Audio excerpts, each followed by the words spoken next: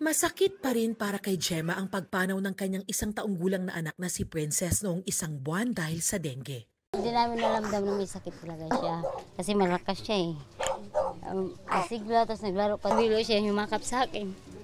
Yun na pa umpisa niya. Nagsuka siya. Tapos nagsisure.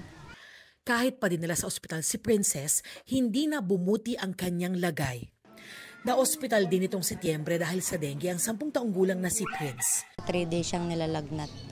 Tapos sabi ko nadadali na namin sa ospital. Kasi nga nangihina na po siya, nanginginig na po yung mga katawan niya. Tapos sumasakit na yung binti at saka yung mga paan niya. Severe o malala na pala ang dengue ni Prince, sabi ng mga doktor. Bumuti ang pakiramdam niya pagkatapos ng 1 linggo sa ospital. Hindi kaya ng dibdib ko na makita ulit yung ganun na sitwasyon. Sina Gemma at Prince, taga-barangay Batasan Hills, na ayon sa Quezon City LGU ay may pinakamaraming kaso ng dengue sa lungsod ngayong taon. 857 ang nagkasakit sa barangay mula January hanggang November 20. 4 sa kanila ang namatay. Sa buong Quezon City, mahigit 10,000 ang nagka-dengue mula Enero, kabilang ang 44 na nasawi. Pinakamarami sa mga tinamaan, mga batang edad 1 hanggang 10.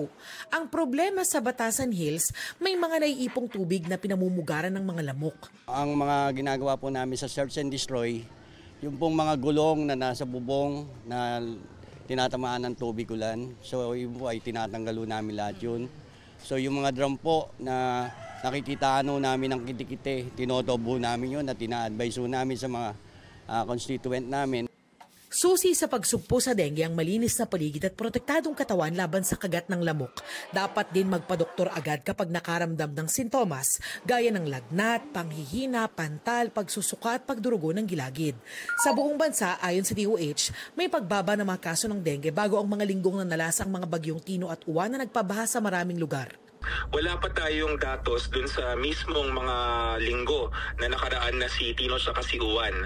Kaya patuloy pa rin tayo nagtatala. Wala pa tayong mga reports na nagsitaasan ang ating dengue.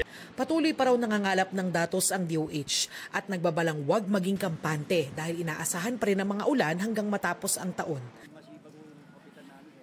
Mga health center.